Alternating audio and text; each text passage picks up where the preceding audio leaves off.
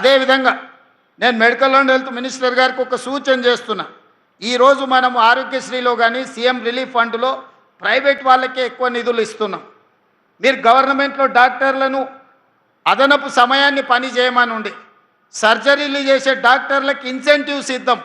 అప్పుడు ఆ డాక్టర్లు అదనపు సమయం మన ప్రభుత్వ వైద్యశాలల్లోనే పనిచేస్తారు.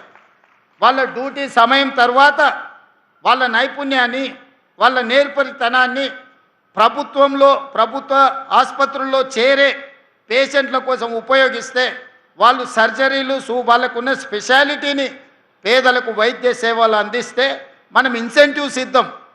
ఆ ఇన్సెంటివ్ ఇచ్చినప్పుడు ఆటోమేటిక్గా వాళ్ళు అడిషనల్ అవర్స్ ఇక్కడ పనిచేస్తారు. They can spend quality time for poorest of the poor patients. So ఇప్పుడు మనం ఇక్కడ ఇవ్వకపోతే వాళ్ళు డ్యూటీ అవర్స్లో ఇక్కడ పనిచేసుకొని వాళ్ళు ప్రైవేట్ ప్రాక్టీస్ చేయడమో ప్రైవేట్ హాస్పిటల్స్లో పనిచేయడమో లేదా వాళ్ళకున్న నైపుణ్యాన్ని ఇతర దగ్గర ఉపయోగిస్తున్నారు. కాబట్టి మీరు దీనికి క్షుణ్ణంగా పరిశీలించి నేను అధికారులకు కూడా సూచన చేస్తున్నా. సూపర్ స్పెషాలిటీ ఉన్న డాక్టర్స్ని if they spend additional time, if they are going to serve additional time in our hospitals, we have to appreciate them, we have to give incentives them through this Arogyasri or CM Relief Fund.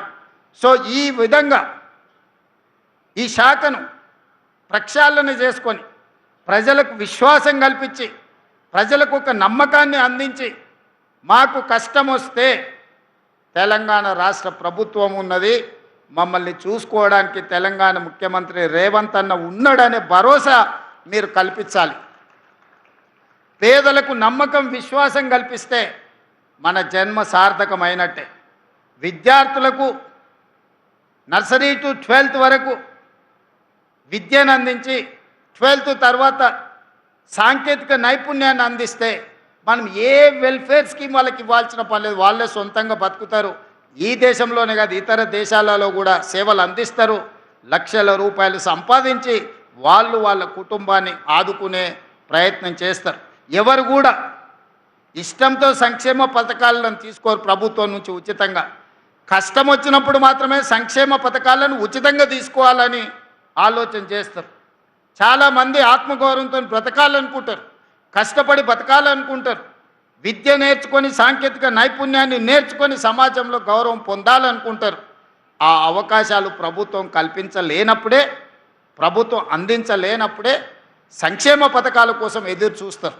సంక్షేమ పథకాలను తగ్గించాలనుకుంటే సర్వస్వతంత్రంగా వాళ్ళ కాళ్ళ మీద నిలబడే విధంగా మన విధానాలను మనం అమలు చేస్తే ఏ ప్రజలు కూడా ప్రభుత్వం నుంచి ఉచితంగా ఆశించరు.